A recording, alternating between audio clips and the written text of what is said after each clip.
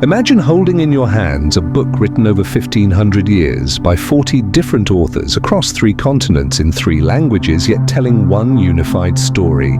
A story that begins with a garden and ends with a city.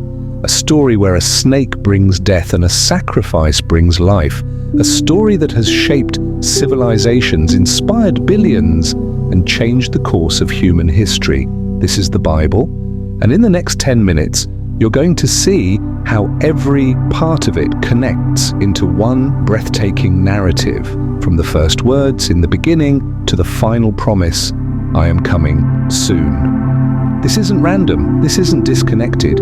This is the most carefully orchestrated story ever told.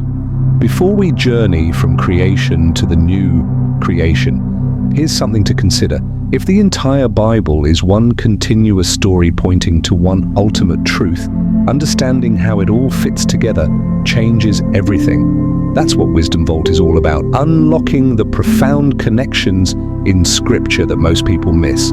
Hit subscribe right now, because what you're about to see will transform how you read every single page of the Bible.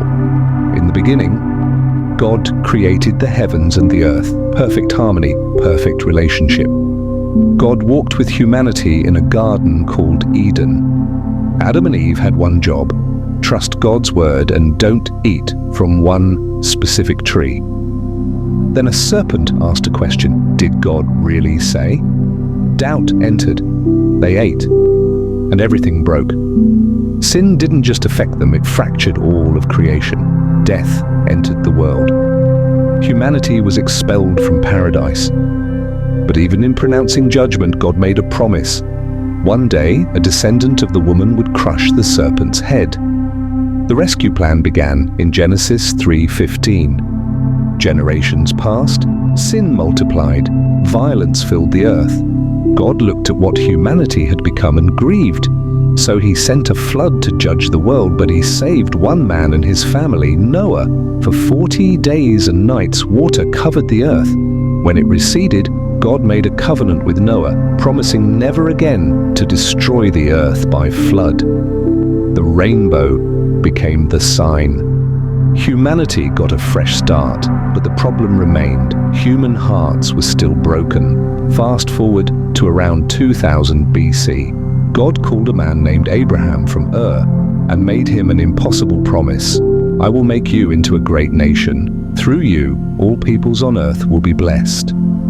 Abraham was 75. His wife Sarah was barren. Yet God promised descendants as numerous as the stars. This wasn't just about Abraham's family. This was about God beginning to undo the curse of sin and bring blessing back to all nations. Abraham believed God, and it was credited to him as righteousness. The pattern was set. Salvation comes through faith in God's promises. Abraham's descendants became the nation of Israel, but they ended up enslaved in Egypt for 400 years. They cried out to God, and God heard them. Let my people go! He raised up Moses and sent him to Pharaoh with a message: let my people go. 10 plagues later, Pharaoh relented, but as Israel fled, he changed his mind and chased them to the Red Sea. Trapped between the Egyptian army and the water, Israel watched God perform the impossible. He parted the sea. They walked through on dry ground. The Egyptians pursued and drowned. God had rescued his people, just as he promised Abraham. 3 months later, at Mount Sinai, God gave Israel the 10 Commandments, not to earn salvation, but to show them how to live as his rescued people. The law revealed God's holiness and humanity's inability to keep it perfectly. God also established the sacrificial system. Sin required blood. Animals died in place of sinners. It was a temporary solution pointing to something greater coming. 40 years of wilderness wandering later, because of Israel's disobedience, they finally entered the promised land under Joshua's leadership. Jericho's walls fell. Canaan was conquered. God kept his promise to Abraham. But would Israel keep their promise to follow God alone? For the next few centuries, Israel cycled through the same pattern. They'd worship God, then forget him and worship idols, then suffer consequences, then cry out for rescue, then God would raise up a judge to save them. Repeat. Eventually, Israel demanded a king like the other nations. God gave them Saul, who failed.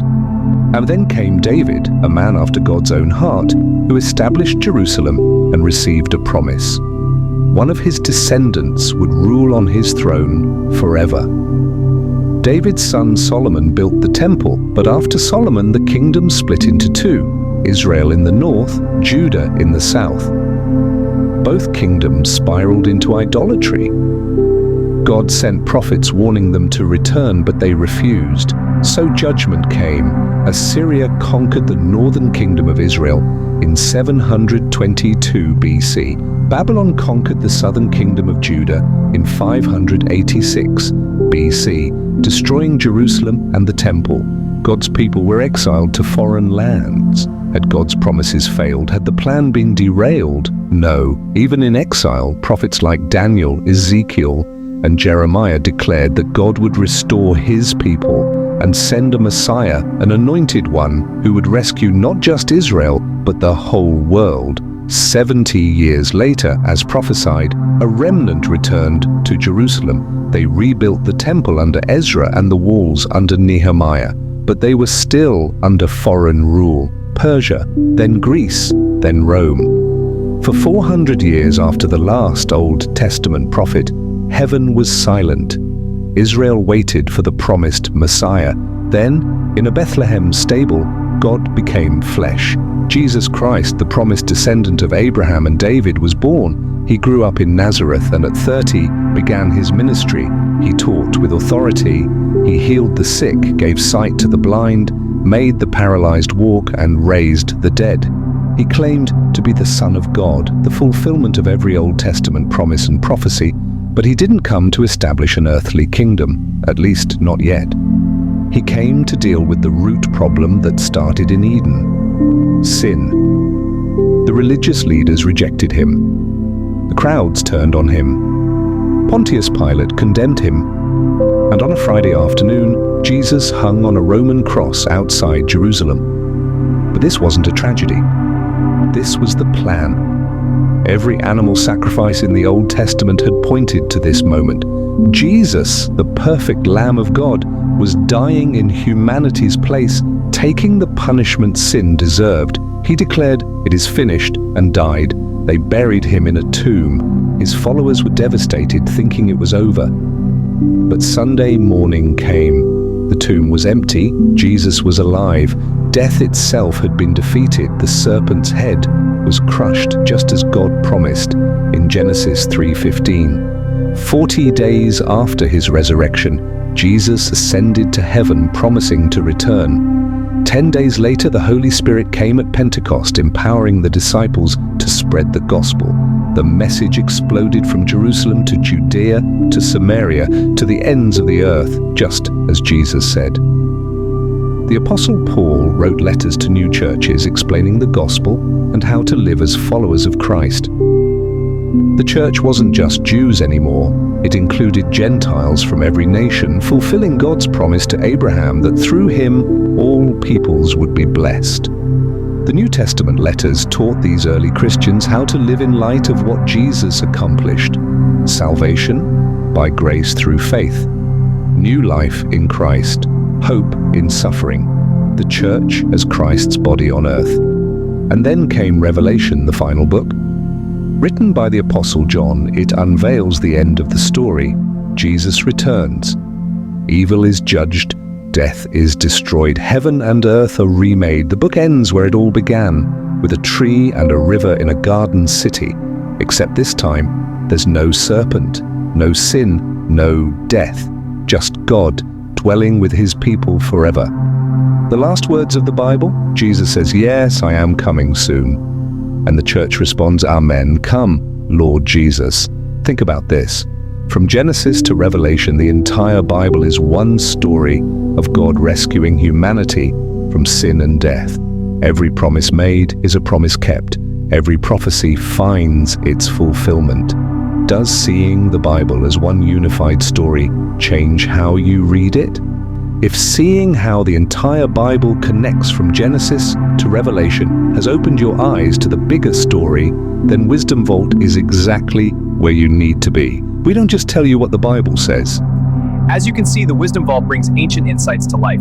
Feel free to explore the digital archives on your laptops. Hit that subscribe button right now, turn on notifications, and join thousands who are discovering that the Bible isn't a collection of disconnected stories. It's one epic narrative of redemption that's still unfolding.